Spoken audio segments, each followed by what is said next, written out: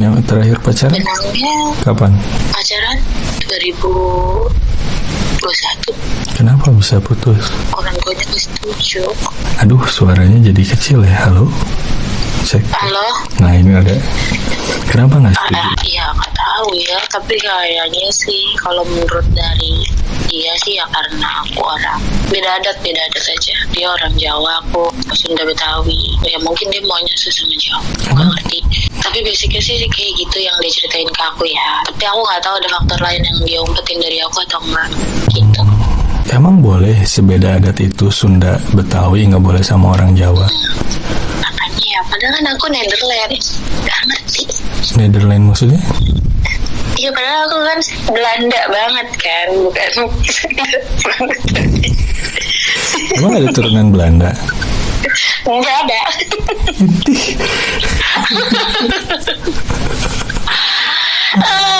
Nggak tahu, tapi ya gitu sih. Tapi maksudnya emang yang kuda itu benar sih, terakhir kali banyak cerita itu sama dia memang. Setelah itu nggak ada.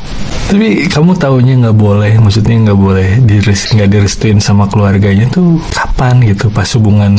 Emang pacarannya berapa lama sih gitu? Jadi gini, aku kan sama dia tuh emang pada saat ketemu tuh aku habis putus sama cowok aku, diselingkuhin. Kebetulan dia nyari perempuan yang emang dia emang pengen nikah gitu. Dia udah nggak mau pacaran lagi, dia emang pengen nikah gitu. Tuh.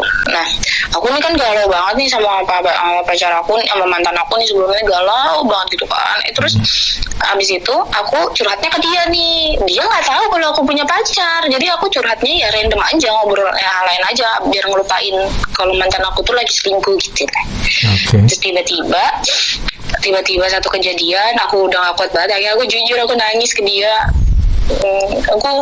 Pacar aku selingkuh. Kamu punya pacar? Iya gitu kan. Terus gimana gitu? Nggak tahu, aku mau pulang, aku sedih banget gitu. Nangis tuh aku kan.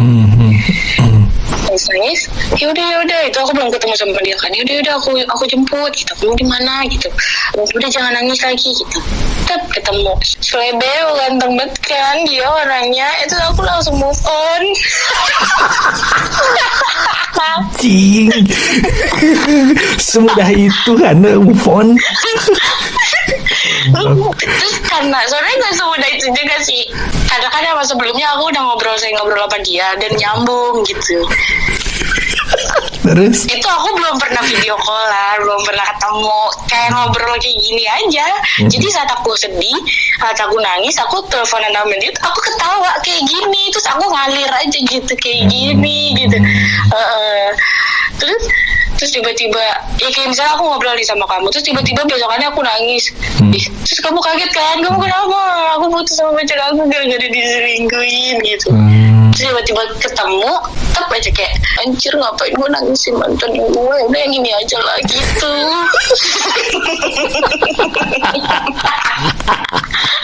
Yang ini lebih bagus ternyata, ini aja gitu. Pemeringsek yang ini. Oke. Terus akhirnya nyambung. Terus dia juga udah, akhirnya dia pertama ya, enggak pertama sih, maksudnya dia aku kenalin lah ke mama aku. Aku kenalin ke mama aku. Tuh dia yang kayak ya mama aku mah sama siapa aja mau welcome ya, orangnya kayak humble juga orangnya sama kayak aku gitu. Jadi aku dan dia mikirnya aku nggak mau pacaran lama ya gitu. Aku pengennya sih serius berapa bulan memang lanjut. Aku pengen kenalin kamu ke keluarga aku gitu. Karena kan dia orang Surabaya kan, dia di sini ngekos gitu. Sedangkan dia tuh sering nganterin aku ke sini. Jadi emang aku duluan yang kenalin dia ke mamaku gitu. Situ aku udah kayak mamaku tuh juga udah tahu kayaknya nih anak cinta banget sama yang ini gitu. Ya udah akhirnya kita deket gitu selama 6 bulan. Terus teman aku mikir kan kayak teleponan mulu deh, lu dijemput mulu deh, biasanya kayak gini cuma sebulan 2 bulan nih, besokannya emang enggak. Ternyata tuh enggak, bener-bener 6 bulan itu tuh nggak pernah teleponan, bener-bener teleponan terus. Ada aja gitu, karena kan ngalir ya, jadi ada aja yang diceritain. Bercandanya juga sama enak gitu ya. Iya. Nah terus kan aku emang dasarnya kesepian nih ya. Aku tinggal sendiri, nggak ada teman curhat gitu, tiba-tiba ada dia. Dan mantan aku sebelumnya namanya dia ceweknya, ternyata dia ceweknya banyak, makanya dia nggak pernah teleponan sama aku gitu. Oh. Bodohnya aku baru sadar. Nah makanya pas ketemu dia tuh aku bener-bener yang saling ngedengerin, dia cerita aku dengerin gitu. Aku cerita dia ngedengerin. Terus dia tuh tipikal orang yang kalau misalnya aku cerita, aku kesel banget sama bos aku gitu. Nah dia tuh ngebelain aku gitu. Oke. Lo kenapa bosnya gitu. Aku jawabnya sama bosnya, emang reset bos tuh kayak gitu. Bukan yang udah sabar biasanya kan cowok kan gitu doang. Udah sabar, malah digas lagi gitu tahu ya. kalau sabar mah Iya udah tampol aja bosnya tahu gitu ya. Oh, ini tuh gitu, udah tampol aja gitu. Iya. Terus habis itu dia tuh emang nggak tahu kenapa diteleponin mulu sama nyokapnya. Tipe-tipe orang yang sering banget ditelepon nyokap gitu. Iya sih, dia emang merantau, tapi beberapa jam sekali pasti diteleponin gitu sama nyokapnya gitu. Nah mungkin waktu itu kita mau jalan-jalan kan, dia udah ngambil cuti nih. Dia ambil cuti sesuaiin sama aku libur gitu. Kira dia cuti, tiba-tiba malamnya nih, besok udah mau jalan, malamnya dia ngomong, aku udah usaha ngomong sama mamaku, tadi subuh aku ditelepon sama mamaku, aku udah usaha ngomong sama mamaku, aku pengen ngenalin kamu, mamaku udah nyuruh aku nikah, terus aku udah kode-kode buat ngenalin kamu gitu. Sebelum aku ngomong, mama aku malah udah ngomong duluan, yang penting jangan Betawi Sunda ya, apa aja yang penting jangan Betawi Sunda, Madura katanya gitu. Madura juga nggak boleh. Nggak boleh. Kayak emaknya nih apa ya maunya gitu. Bingung gitu. Soalnya aku bilang gini loh, kalau udah suku mah nggak bisa ganti lah, itu kan turunan ya. Aku bilang gitu kan. Tapi kan zaman sekarang masa iya sih, aku nggak bisa bahasa Sunda, aku bukan orang Sunda tulen karena ya aku sama ke tempat papa aku juga hampir bisa dihitung 10 tahun sekali gitu. Orang Betawi juga karena aku tinggalnya di Depok gitu. Itu pun bukan jadi patokan hidup kita nggak sih gitu. Betul. Sebagai orang Sunda Betawi itu kan jadi patokan hidup kita. Aku aja tuh sebenarnya nggak tahu itu aku nih apa gitu. Kenapa aku bilang gitu kan? Ternyata dia ceritain banyak tentang aku. Mungkin dia ceritain juga tentang keluarga aku yang nggak bisa diterima sama nyokapnya. Aku nggak tahu ya, sekeras itu gitu. Sampai sebenarnya dia masih mau buat bertahan tuh, ya udah kita pelan-pelan aja deh gitu. Tapi pelan-pelan ya. Terus kalau misalnya nanti kamu memang berhasil aku kenalin ke mama aku, kamu jangan sakit hati kalau mama aku ngomong gini-gini gitu. Aku sebagai wanita yang tolol, kalau udah mencintai, aku terima aja, nggak apa-apa. Mama kamu mau maki-maki aku juga, aku nggak apa-apa. Lagian aku salah apa dimaki-maki sama mama kamu sih? Mama kamu mau maki-maki aku, kan aku nggak salah apa-apa. Aku bilang gitu kan.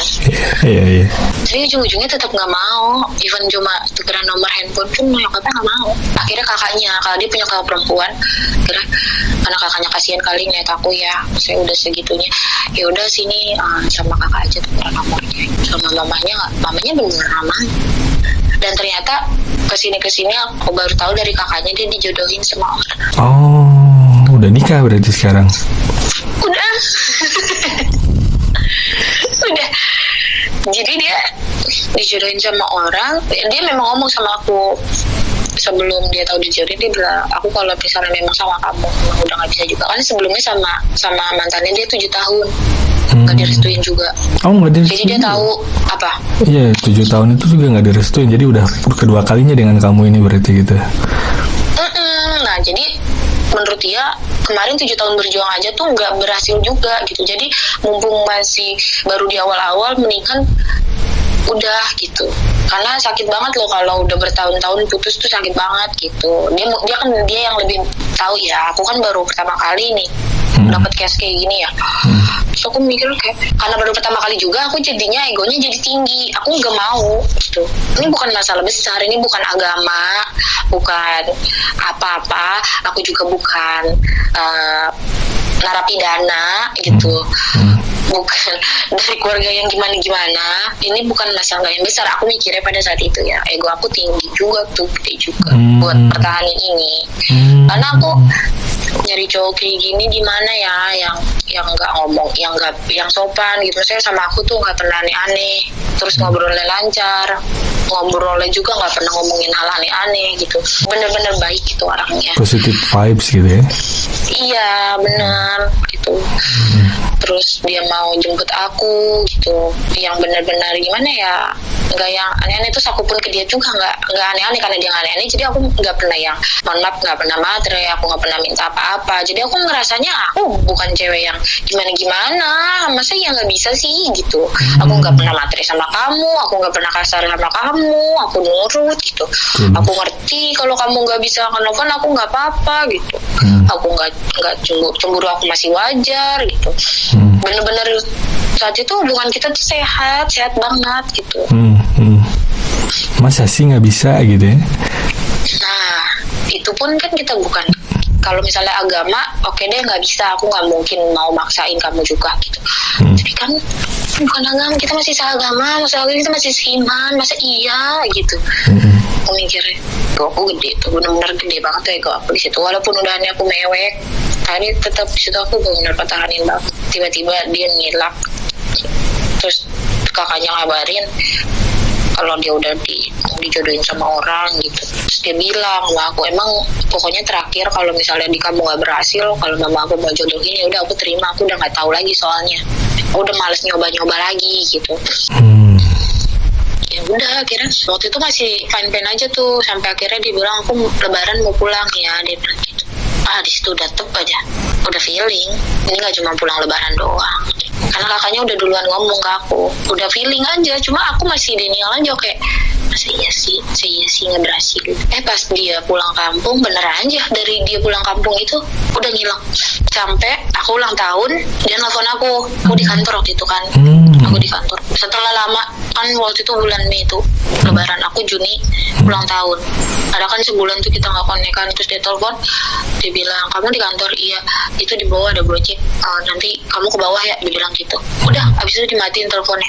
Dia ngasih aku kado, terus ada surat kayak gitu, karena dia abis itu kan nggak mau WA aku, ada surat kayak gitu. Oh my. Ya intinya dia nggak bisa, dia harus milih nyokapnya. Aku harus tetap milih mama aku nggak bisa lanjutin sama kamu, aku mohon banget kamu ngerti gitu, kayak gitu. Udah beberapa bulan tuh aku coba buat ya udahlah, aku ikhlas gitu, walaupun masih kepikiran tapi aku ikhlas. Tetep ngeliat handphone pagi-pagi nih kerja udah cantik, udah rapi, udah catokan. Ngeliat status kakaknya, dia lagi lamaran. Apa yang kamu rasain? Lemes, bener-bener rontok, kayak mau nangis tapi gimana sih ya, udah sakit banget jadi udah nggak bisa nangis gitu. Tapi tuh langsung kayak sunyi gitu loh, kepala aku kayak gitu. Beberapa menit, beberapa detik gitu baru sadar gitu, kayak aku lihat lagi, ini beneran, ini dia tunangan, dia lamaran. Langsung di situ aku bener-bener nangis, mana lagi ada acara kan. Nah pokoknya dari situ aku langsung ngeblok semua kontak aku sama dia sama kakaknya. Gitu. Aku bener-bener mendingan aku nggak usah lihat dong. Sampai aku bener-bener siap buat ngelihat gitu.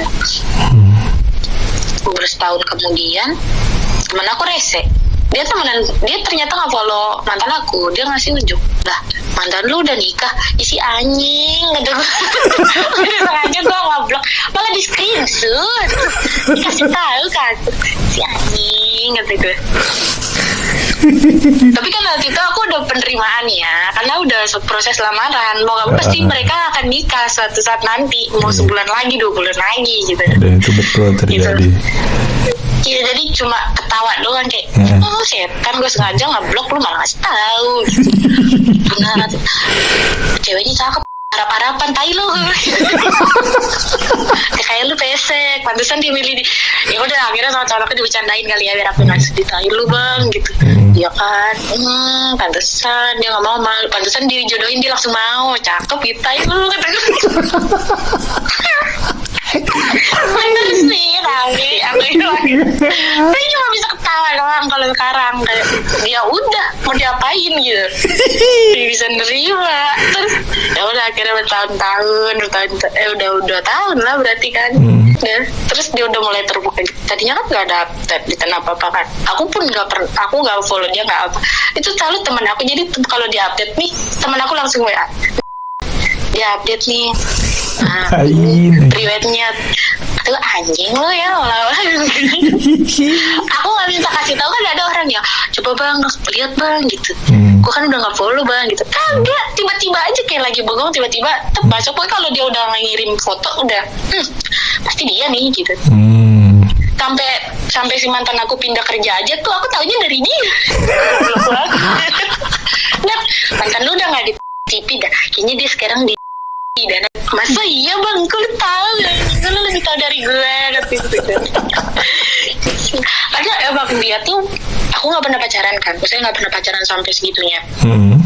Aku nggak pernah dijemput cowok, aku nggak pernah teleponan, aku nggak pernah kelihatan banget punya pacar tuh nggak pernah gitu. Emang nggak pernah yang pacaran kayak begitu. Aku tuh baru ngerasain yang namanya dijemput cowok, terus kenalin cowok ke mama gitu, terus ngerasain pacaran teleponan gitu. Itu tuh sama dia. Jadi makanya teman aku tuh ngelihat perubahannya tuh kayak gitu, kayak Cil, sekarang dia udah punya cowok, sekarang dia udah serius dia sama cowok gitu. Sekarang dia udah kenal cowok dia gitu, udah bener dia nih gitu. Pas nggak jadi, maaf ya gitu. Tai lu, gara-gara lu ini pada sering ngelidik beneran kan gak jadi gitu.